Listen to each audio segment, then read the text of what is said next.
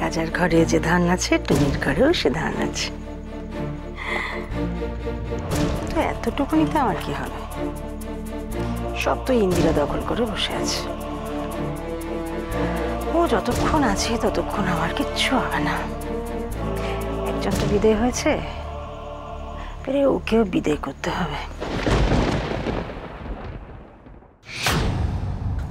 মামুনি, কি ব্যাপার? কি তুমি এত রাতে? মামুনি শোনো না, আমি এই মাত্র এমন একটা খবর পেলাম যে সঙ্গে সঙ্গে তোমার কাছে ছুটে চলে এলে, তাই তো? আমাকে সকালে বলা যেত না? আমি কি পালিয়ে যাচ্ছি নাকি বাড়ি থেকে?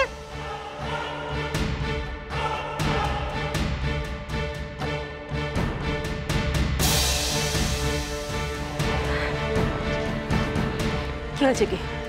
কি বলবে বলছিলে? মামুনি, ওদিকে সর্বনাশ হয়ে গেছে। কোন দিকে? মামুনি, একটু আগে আমাকে তিস্তা ফোন করেছিল জানো? তিস্তা ফোন করেছিল এত রাতে? হ্যাঁ মামুনি, অরুণের চ্যাটার্জিকে পুলিশ অ্যারেস্ট করে নিয়েছে। কি বলছো? কি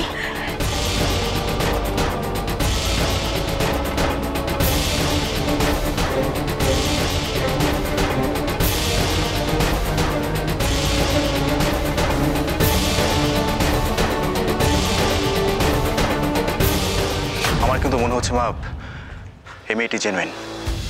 এমনিতেই তো এই বাড়িতে নানা সময় বিভিন্ন মানুষ আশ্রয় পেয়েছেন। আর কিছু না হোক, যদি মানবিকতার খাতিরেও এই মেয়েটিকে আপনার আশ্রয় দেন, তাহলে আমার...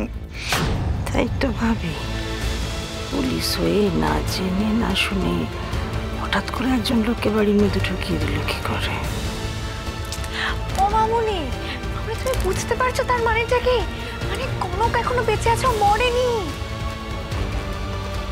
এতদিন মরেনি, কিন্তু এবার মরে। মানে? মানেটা তুমি বুঝতে পারবে, একটু অপেক্ষা করো।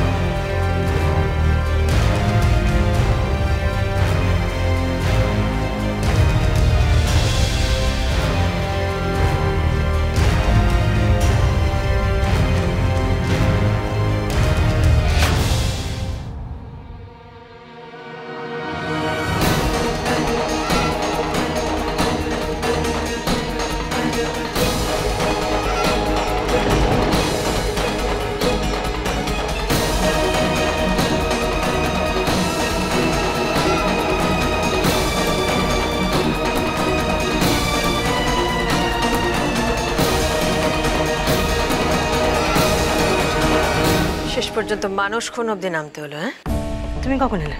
খুব অসুবিধা হয়ে গেল আপনার, তাই না? না মানে হঠাৎ। আমার কথা ছাড়ুন, আপনার কথা বলুন। দাঁড়াও,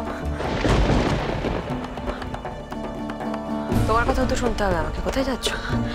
তোমার বিশ্বাস করো, আমি কিছু জানি না। আমি সত্যি এসব কিছু জানি না। আর কত মিথ্যে বলবে ছেলে? একটা কথা মনে রেখো, ক্ষমা করাটা কোনো দুর্বলতা নয়।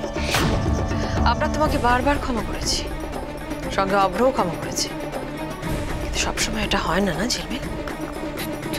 ছোট মা, বিশ্বাস করো, আমি সত্যি কিছু জানি না। আমাকে মামু...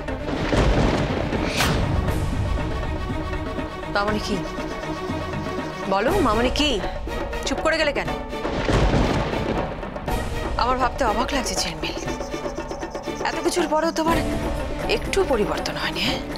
এই যে তুমি যে বড় গলা তুলে কথা বলে যাচ্ছ, এত কথা বলে তুমি কে? আমি কে সেটা এবার আপনার জানার সময় হয়ে এসেছে বিদেশা দেবী। আপনাকে অনেকবার সাবধান করেছি, কিন্তু আপনি কথা শোনেননি। এবারে বুঝতে পারবেন আমি কে। তুমি কি আমাকে ভয় দেখাচ্ছ? তাই মনে হচ্ছে আপনার? তো তোমার দৌড় আমার জানা হয়ে গেছে, তুমি কিন্তু আমাকে জানো না। তুমি জানো না আমি তোমার কি করতে পারি। স্বপ্নবিলাসিতা কাকে বলে সেটা আপনাকে দেখে শেখা উচিত। মানে আমাকে কিছু করবার আগে একবার আপনি আপনার কথাটা ভাবুন। একবার ভাবুন যে বাড়ির সবার সামনে যখন আপনার স্বরূপটা বেরোবে তখন আপনার স্বামী সন্তান তাদের কাছে আপনি মুখ দেখাবেন কি করে বিদিশা দেবী? এখানে আমি তো ননিকে ডাকতে এসেছিলাম। ওই বাচ্চাটার মা কোথায় আমি জানতে এসেছিলাম। হ্যাঁ হ্যাঁ, রাঙামার ঘরে ও জল রেখেছে কিনা সেটাই জিজ্ঞেস করার ছিল।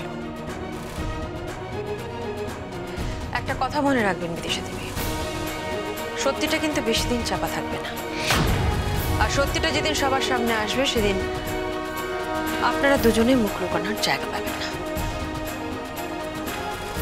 ছোট কথা, তুমি কখন এলে?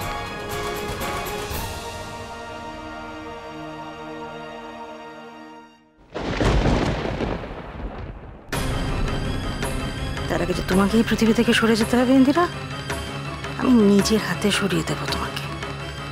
কিন্তু মেয়েটা এখন কোথায়?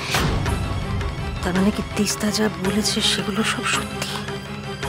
তাহলে কোনো কোথায় গেল সময়?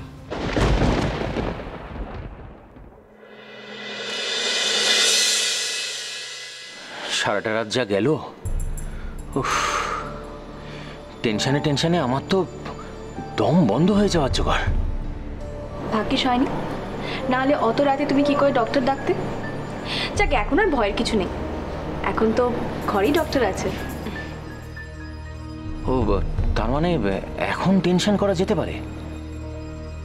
মহেশ মামা কি বলছো বলো তো তোমরা?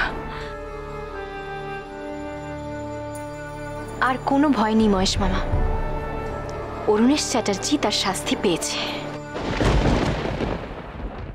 আমি জানতাম, আমি তোমাকে আগেও বলেছিলাম যে অরুণেশ চ্যাটার্জি ওর অপরাধের শাস্তি পাবে। দেখো, ভগবানের আদালতে দেরি হতে পারে কিন্তু সুবিচার হয়। আর এইসব কিছু সম্ভব হয়েছে অলি আর জুঁইয়ের জন্য। অমনি না, যেই সুযোগ পেলে আমাকে মগডালে তুলে দিল। কেন, কি ভুল বলেছি জুঁই? আমি তো কিছুই করিনি বৌরানী, যা করেছো তোমরা করেছো। সত্যি বলতে আমিও কিছুই না, যা হয়েছে এই দুজনের জন্য। তাই বৌরানী, আজ তুমি না থাকলে হয়তো আমি সত্যি অলিকে হারাতাম। কিন্তু অরূপ, তার থেকেও বড় কথা হচ্ছে আজকে মিস্টার অরুণেশ চ্যাটার্জি নয়, তার জায়গায় তুমি অ্যারেস্ট হতে। যাকে যা হবার সেটা তো হয়ে গেছে, এখন সেসব নিয়ে ভেবে সময় নষ্ট করে কি লাভ বলি? আমার এখনো অনেক কাজ বাকি আছে। কি কাজ? ভুলে যেও না অলি, তিস্তা আর দেবুদা এসব কিছু কিন্তু চুপচাপ মেনে নেবে না। আমার ভয় করছে ওরা প্রতিশোধ নেওয়ার জন্য বাড়ির কারো কোনো ক্ষতি না করে। তার জন্য তোমাকে আর অরূপকে তাড়াতাড়ি ও বাড়ি যেতে হবে। তুমি ঠিকই বলেছো বৌরানী। আমি তাহলে একটু খবর নিই দিদি ফিরল কিনা। বৌরানী, বাড়ির বউ হিসেবে তুমি এতদিনে অনেক কাজ করেছো, বাড়ির মেয়ে হিসেবে আমারও তো কিছু কাজ করা উচিত, তাই না? তাই আমি ঠিক করেছি আমি চৌধুরী বাড়ি যাব না। মানে কোথায় যাবে তুমি? আমার বাড়িতে। তুমি কি বলছো সেটা জানো? হ্যাঁ আমি জানি। জানো? তাহলে জেনেও কেন এরকম একটা ডিসিশন নিচ্ছ? কারণ ওই বাড়িতে থেকে ওই বাড়ির প্রত্যেকটা মানুষের মুখোশ আমাকে খুলতে হবে। আর তাছাড়া অরূপের ওপর যে কলঙ্কের দাগ লেগেছে সেটাও তো বুঝতে হবে বৌরানী। তো অলি, ওরা তোমাকেও ছেড়ে কথা বলবে না। তুমি আমাকে নিয়ে চিন্তা করো না বৌরানী, অরূপ যতদিন আমার সঙ্গে আছে আমি ওদের কাউকে ভয় পাই না। আর তাছাড়া অরূপের একটা সত্যি তো অজানা রয়েই গেল। আবার কোন সত্যির কথা বলছো তুমি? আমার বিশ্বাস অরুণেশ চ্যাটার্জি অরূপের বাবা নন।